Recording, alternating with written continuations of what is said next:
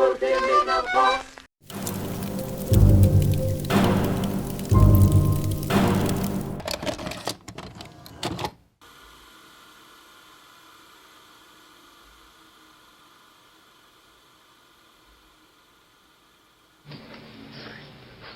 No início da década de 90, meu pai comprou uma câmera VHS. Eu peguei a câmera e me tornei obcecado por filmar tudo que estava à minha volta. Esse simples fato modificou o resto dos meus dias. Aos 11 anos de idade, eu estava me tornando um quinólatra. Foi com esse sonho maluco que eu me mudei alguns anos depois para uma rua onde eu encontraria outros malucos que nem eu. Era a Rua J.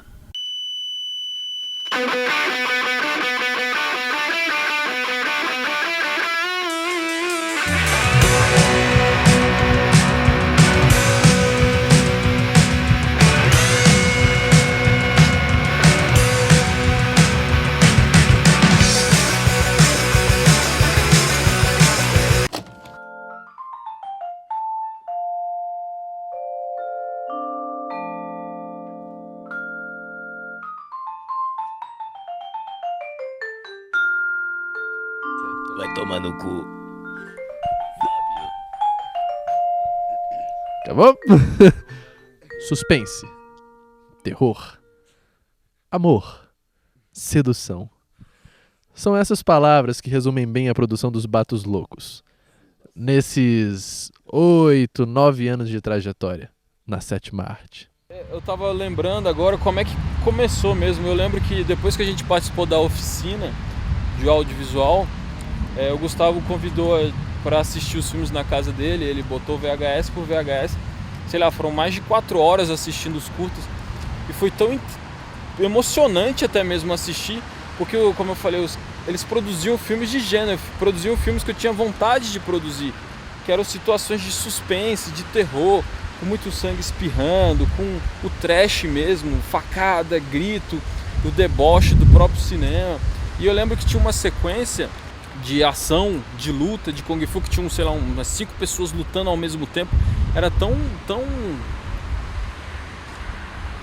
real, talvez, uma produção que no caso ele falava que era amadora, mas era assim, era tão verdadeiro e tinha todas as noções de enquadramento e dava uma narrativa para a sequência, que era um filme mesmo de ação, um filme de luta, de Kung Fu. E eu falei, como é que eles conseguem fazer isso? Simplesmente com uma câmera VHS. E essas pessoas que tinham essa noção da luta, né? Eles fizeram o primeiro Jornada do Oriente, e ainda quiseram fazer a sequência. Mas, Fábio, como você aprendeu esse esporte tão pouco conhecido aqui no Brasil? Hein, responda. Bom, há muito tempo na Floresta Feliz, um velho chamado Suengu Pa me ensinou as artes do Wushu, a qual treinei exaustivamente. I was surfing on the internet, looking for some podemos perceber no filme dos Vatos Loucos adaptações ou até mesmo percepções individuais de elementos básicos que refletiam e reverberavam na década de 90. Por exemplo, vemos muito a influência do cinema oriental e o Oriente como um todo. Vemos a cultura de massa norte-americana representada pelos filmes de Hollywood. E vemos também a própria presença do Kung Fu e seu mundo místico de lutadores. Vimos que há um tom de jocosidade misturado com seriedade no que diz respeito ao nacionalismo, o patriotismo americano. O condomínio da Rua J acaba por demonstrar um pequeno mundo que é fantástico e fabuloso. They don't worth a penny. As pessoas deveriam conhecer essa produção, que era muito local mesmo, assim.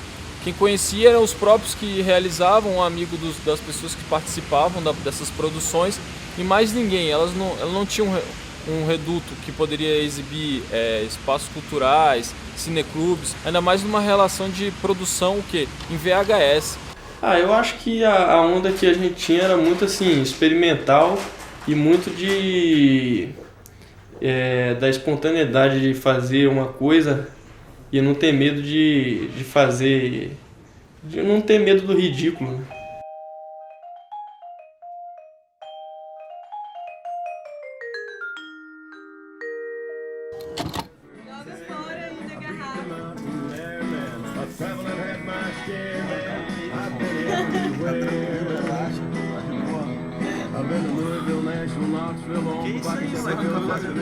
É uma câmerazinha, velho.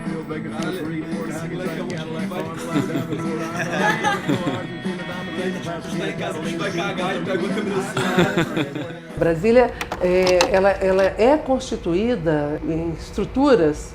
Primeiro vieram as quadras, sejam as do plano piloto, depois as das cidades satélites. A gente tem mais ou menos de uns 20 anos para cá os condomínios. E isso em nome de uma suposta segurança. Né? São fechados, são murados e muitas vezes, né, são absolutamente cegos e mudos. Né? E as pessoas tendem ao isolamento dentro das suas próprias casas. Agora, você me falou de uma rua que conversou, de uma rua que quebra esse padrão. Então, algo de interessante tem aí. Algo de interessante, né, provavelmente surgiu nesse processo de formação e de crescimento de vocês nesse lugar. Então, eu adoraria conhecer quem foi essa rua. Estamos num bairro onde podemos ser considerado o bairro nobre de São Sebastião ou a favela do Lago Sul. Então, o que acontece? Nós vivemos uma realidade única.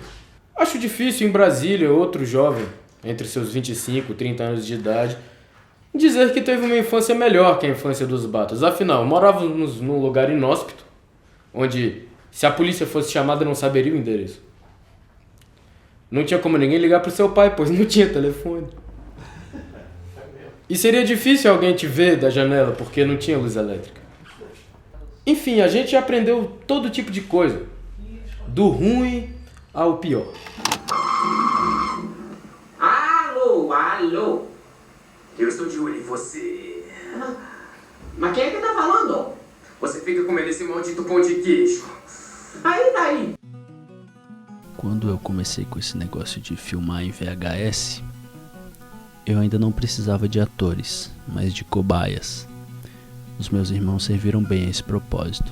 Os dois eram mais novos e eu obrigava eles a ficarem diante da câmera, principalmente meu irmão mais novo, Guilherme, que sofreu bastante na minha mão. E a minha irmã conseguia escapar melhor e deslizar e não participar das filmagens, mas ela chegou a fazer uma ponta ou outra. Sempre estava com essa câmera na mão, desde pequeno. Na verdade, a câmera era maior que ele. E ele era muito esquisito, porque ele se prendia dentro do quarto e ficava horas lá filmando ele mesmo. Será que ele estava filmando mesmo? Ele colocava a câmera na frente e ele fazia vários personagens diferentes. Um que ele colocava um negócio no cabelo, e um que era lutador, não sei o quê, colocava um óculos Ray-Ban. Hã? Horas mesmo. Horas. Aí depois eu tava lá, olhava a fita, era o Guga lá, falando sozinho com ele mesmo. Então, Gustavo, pode ser? Eu desde pequeno, né, quando o Rodrigo me emprestou a câmera, e aí eu comecei a ver como era legal filmar as coisas e como era legal você gravar momentos e poder assistir depois, e eu achava muito bonito. E eu queria filmar tudo, assim, eu ficava filmando a grama, a chuva, a poeira, ficava filmando o cachorro cruzando, ficava filmando minhas primas tomando banho. Era muito bonito, assim, muito poético. E aí eu tive a oportunidade de fazer meu primeiro filme, né? Eu ficava impressionado com a qualidade de atuação até mesmo deles. E num projeto posterior que eu vinha produzir, eu tentei ao máximo colocar esse grupo que participava da Vatos Loucos, que no caso foi a capital dos mortos, participar do filme, porque eu vi uma qualidade de atores nessas pessoas.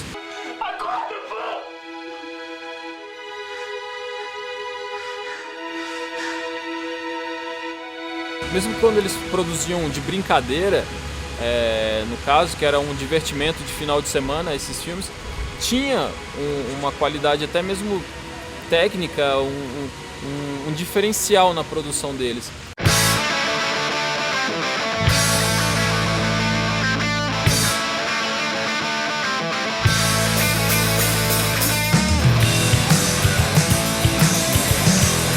Eu já tinha feito alguns trabalhos no ramo do pornô e Foi uma experiência diferente, é claro. Filhas da puta. Esses caras eram os filhos da puta, vou dizer pra vocês. Eu fiquei na merda durante anos e o que fizeram comigo foi uma injustiça. O período que eu peguei AIDS foi foda. Foi foda, cara. Foda. E aquele Gustavo, aquele filho da puta, até hoje não me pagou. Porra, eu fiz aquela ponta lá no braço do Tanaka. Puta que pariu. Olha, cara, é o seguinte. Os Batos Loucos, eles são os filhas da puta. E eu tenho umas cenas que me marcaram e até hoje, depois de quase 10 anos, digamos assim, 8 anos, 9 anos, eu lembro bastante que é a cena das latas. Tem uma sequência no filme O Vaso, que eu acho que é um primor da comédia, assim, que é uma situação inusitada, até surreal, que é um momento onde os dois personagens vão buscar esse vaso, que é o objeto de desejo no filme, e eles procurando, acabam encontrando um saco cheio de lata e as latas não param de cair.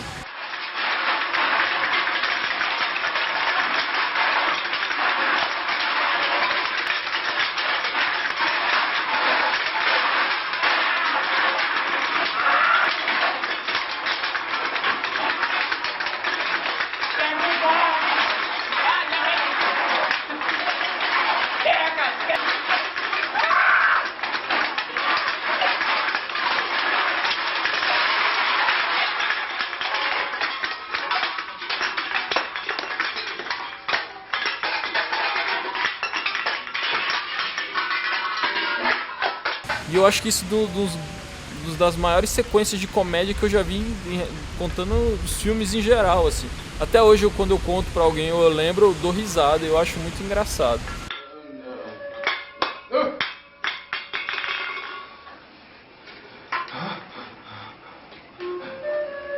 Meu vaso!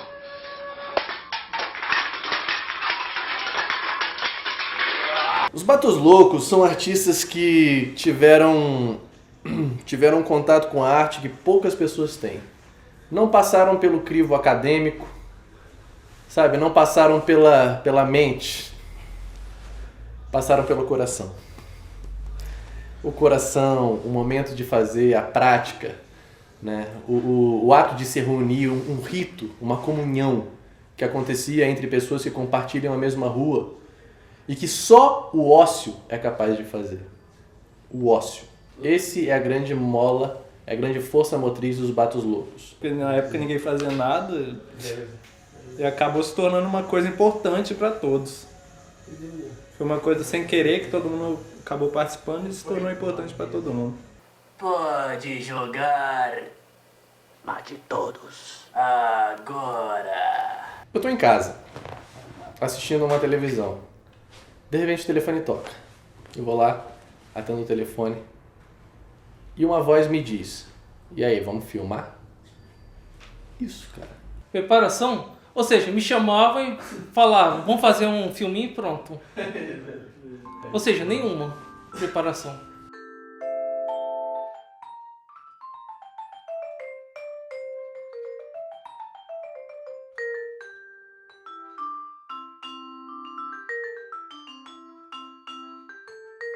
Foi um encontro massa, porque era uma galera, bicho, que por acaso todo mundo era muito louco, todo mundo tinha ideias massas, todo mundo tinha... Não, afinidade, bicho, neguinho se entendia. Chegava um momento, bicho, que a nossa linguagem era simples, neguinho já se olhava, já entendia, várias vezes, velho. Eu sempre me senti assim, meio que um co-diretor de quase tudo que a gente fez. Todo mundo. Porque eu tava sempre opinando, eu, Fernando Batatas principalmente, né? Neguinho que mais pilhava e opinava e inventava coisas, tá ligado? Você já teve aquela sensação de estar o tempo todo sonhando? Eu ficava na rua sem porra nenhuma pra fazer, tá ligado? E chegava você com essa merda dessa câmera, um óciozão, um ócio muito escroto. Mano, todo jovem, velho, deve pegar uma câmera, tá ligado? Se juntar com a galera e fazer um filme com mais porcaria que ele seja.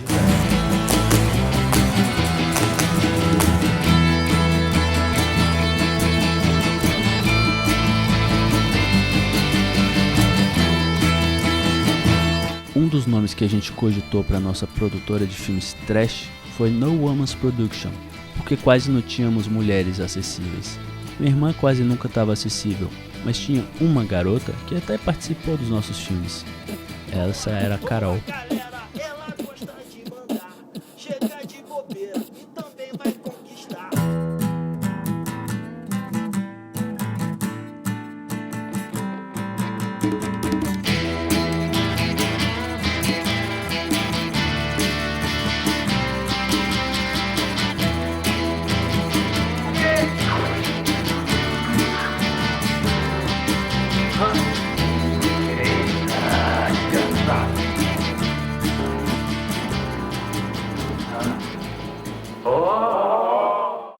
A Carol é a rainha da vizinhança, né, cara? Diga aí, Carol. Você sabe que você é a princesa dos vatos loucos, né? E como é que você se sente sendo o símbolo sexual da rua? Da rua João? Dessa história eu não sei, não. Isso eu não sei. Eu não sei. Não, eu não posso sentar na forma normal, tenho que sentar assim. Tá ótimo. Como é que eu tô aí? Eu Tá não sou ótimo. muito boa pra isso. Cruzar as pernas vai ficar muito boa. Ah. Se quiser fazer uma... pra dar uma... Não dá, tô sem calcinha, Dramatização. gente. Não. Faz Ah, cara, o cara nos tons e tal. Sim, Carol, quais você acha que foram as atuações mais marcantes, sem contar com as suas? Olha, eu não vou falar as, porque só me vem na minha mente uma cena, que pra mim é a cena. Jornada do Oriente. Chewbacca fazia o papel de um samurai. Um samurai. Que se encontrou cara a cara com o feiticeiro e viu seus companheiros serem mortos. A cena que Chewbacca faz aqui nessa mesma sala, a cena do Araquiri. Nenhum bato louco nunca conseguiu chegar naquele ponto em termos de atuação, em termos de sensibilidade, de encarno do personagem.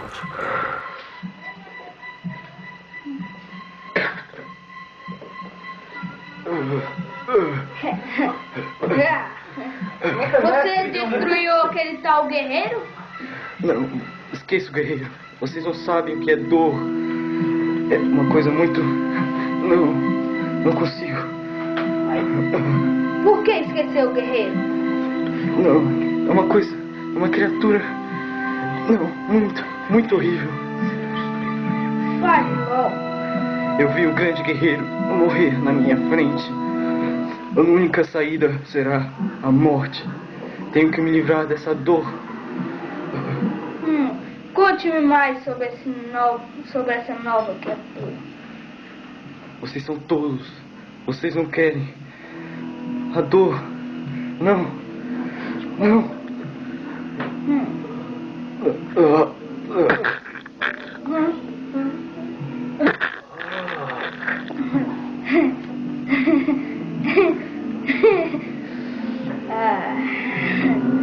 Você é um tolo.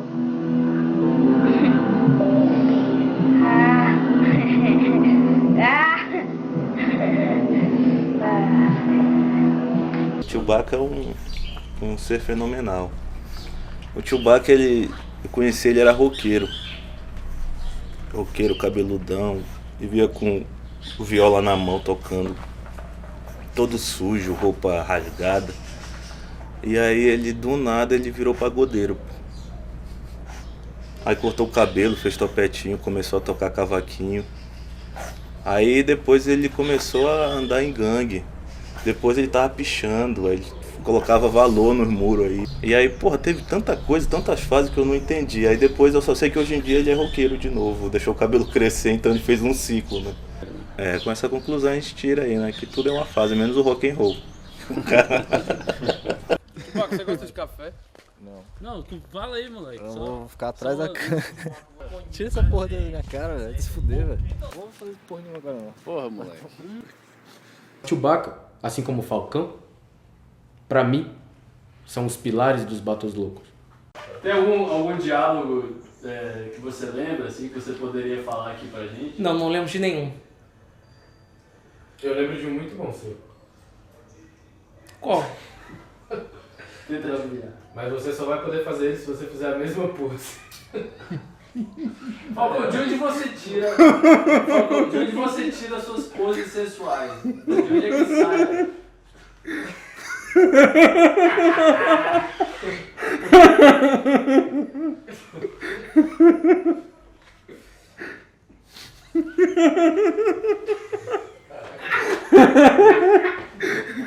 Eu a mesma cara ali. Vamos fazer um bate-bola com vocês. Ele é o. Ele é a síntese da atuação, né? Da proposta da nossa filmagem. É o Falcão. E. Segundo lugar, eu não sei. Segundo lugar vai todo mundo, né? Seu destino está aqui nesse escritório. Tira a mão. Nas minhas mãos. Tira a mão. O seu futuro. Tira. Bom, mas deixamos coisas inúteis de lado. Agora vamos direto ao assunto. Eu digo que você será... será promovido. Palmas para o Amadeu. Grande Amadeu. É isso aí.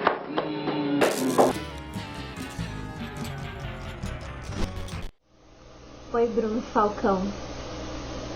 Fiz um vídeo pra você porque, sabe, eu vi seus vídeos na internet. Eu vi num site, Cineasta 81. E aí eu resolvi fazer esse vídeo pra você, porque eu gostei muito de você. E como você gosta de vídeo, aí eu quis fazer um, assim, que eu fiquei louca com você, sabe? Fiquei meio fascinada em você. E ela mostra o rosto? Não, ela mostra até aqui assim, ó. Só que mas dá pra ver que ela é bonita, velho. Ela é bonita. Só se ela tiver o olho arrancado, Mas também eu notei que você é um cara assim meio tímido, sabe? Mas mesmo assim, eu achei você... Eu gosto dessa timidez, isso me deixa atraída, sabe? Aí eu fiquei meio encantada, como você fica meio tímida também pra falar, né? Essas coisas que eu não te conheço, mas eu achei assim, cara, você é um espetáculo de homem. Eu fiquei doida por você, eu resolvi fazer essa doideira aqui pra você. Achei fofo os cachorrinhos que você brincou no vídeo. Mansinhos, né? Vamos dizer o contrário. E te achei gostoso, sabia? E você no vídeo, os amigos falaram que você é expert em fazer posições sensuais. Eu achei legal, sabia? Aí eu vou mostrar um pouquinho pra você como são as minhas posições sensuais. Será que você vai gostar? Moleque, eu aposto que tu já tocou vendo essa porra, já não, Gustavo?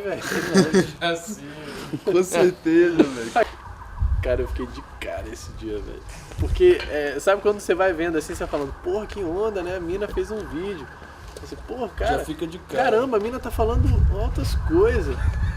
Caramba, a mina tirou o sutiã. Caramba, a mina tá mostrando os peitos. Caramba, a mina tirou a calça.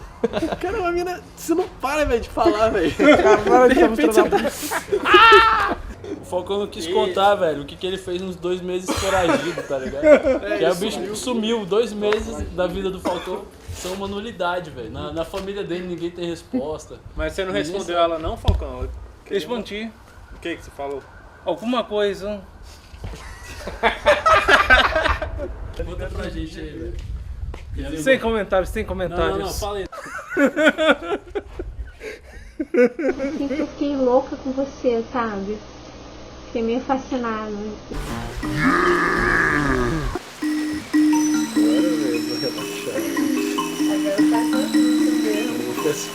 Agora chovendo uma caverna. Chegando na caverna do Mario Bros.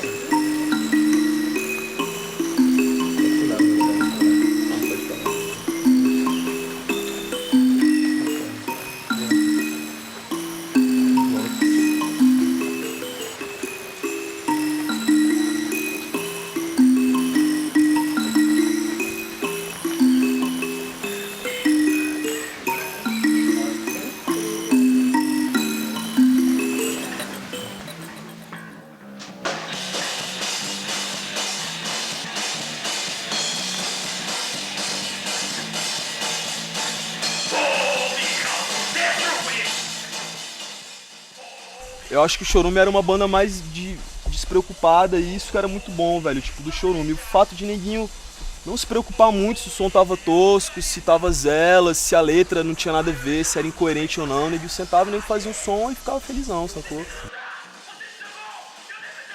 Foi a nossa banda chamada Chorume. E foi uma fase bem difícil pra gente, mas a banda também, deveu muito ao Kenzo, que saía lá de Taguatinga pra encontrar com a gente lá nos condomínios, fazer o som, ia pros ensaios. Foi uma época que foi maneiríssima. Tocava as músicas do Offspring, do Pennywise, do Devotos do Ódio. Até é ruim meio que falar, tipo, do Chorume, porque o nego sempre lembra do Kenzo, né? Quando o nego fala em Chorume, eu já associo o cara, assim, velho, de primeira, assim. Tipo, sempre que eu lembro do Chorume, velho, eu lembro do Kenzo, sacou? Tipo, do jeitinho meio tímido dele, assim, e tal. E, sempre lembro com uma certa saudade, sacou? Por causa do cara e com uma certa tristeza também, sacou? Por ter terminado como terminou, sacou? Por ele ter morrido e tudo.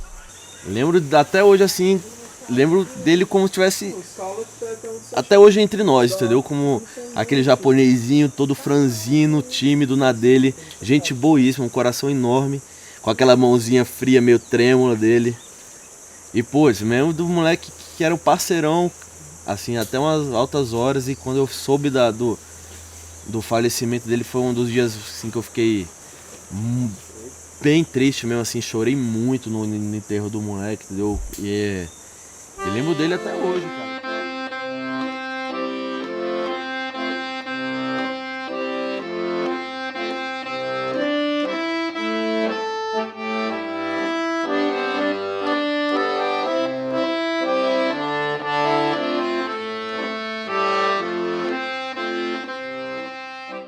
Os Vatos têm a ver com...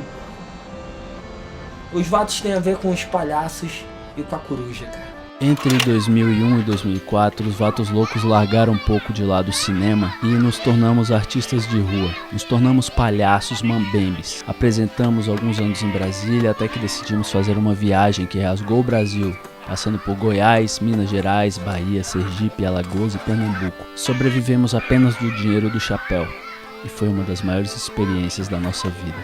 O palhaço é a máscara que mais revela, então você tem que estar lá de carne e osso, de frente para as pessoas. A gente passava o texto, mas bem rápido, né? E dava a mão e fazia pá! Que era como se fosse para dar uma concentrada, né? E se enfileirava e entrava de assalto mesmo, onde fosse apresentar, fazendo aquele estardalhaço, a galera. Tinha um outro que se assustava no começo, mas depois prestava atenção e aí a galera mandava a letra. No final, que começava de assalto com susto, terminava com sorriso e aplauso. E claro, a gente como estudante universitário, no caso o Milton, mambembe, passava o chapéu que tinha que se sustentar, né? O assalto ou o povo amava ou odiava, não tinha um meio termo. Essas duas viagens foram experiências assim extraordinárias, velho. Mas se alguém pedir alguma prova, alguma coisa, não tem como, porque não teve nada, não tem foto, não tem nada, entendeu? Mas tem na nossa cachola, né? A gente lembra bem assim. Que era um grupo totalmente anárquico. Isso me atraiu porque na época eu estava fissurado nesse tipo de ideias. Eu tinha acabado de ler algumas histórias sobre terrorismo poético, né? Não há trabalho, não há cansaço que leve a nossa alma. Então eu acho que nós, Vatos Loucos, carregamos isso que faz parte da gente, que é ser palhaço. Nós somos palhaços. Basta olhar para os nossos filmes, basta olhar para a nossa personalidade, para a nossa forma de levar a vida. Estudando teatro, eu descobri que os grupos de comédia dell'arte italiano, a gente era muito comédia dell'arte, assim, sem saber. Os comediantes italianos dessa época, século 17, 18, eles andavam em grupo, eram grupos de teatro, né? Grupos de artistas, na verdade, mambembes, né? E que viajavam em grupos e que iam apresentando de cidade em cidade, né? Iam apresentando nas feiras e tal. E o grande macete deles era o improviso. Eles tinham peças que tinham roteiros meio definidos, né? Só que eles improvisavam. E às vezes eles acrescentavam coisas, né? Que eles pesquisavam antes. Na cidade tem um cara que é assim, tem uma figura que é assado. Entendeu? Uma coisa que fazia o público se identificar. Depois eu estudando sobre isso, eu falei, pô, cara, a gente fazia isso e não fazia ideia sobre a história da comédia dell'arte, nada disso, né? O mais legal do Assalto era que tinha dia que quando a gente não tava na vibe, com pegada tal, era uma merda. E quando a gente tava, então, eu vejo que de repente o legal do Assalto era quando a gente tava na pilha, vamos fazer na vibe. Aí eu fico assim, pô, será que a gente vai ter a mesma pegada, a mesma vibe de fazer que a gente fazia? Foi uma parada legal.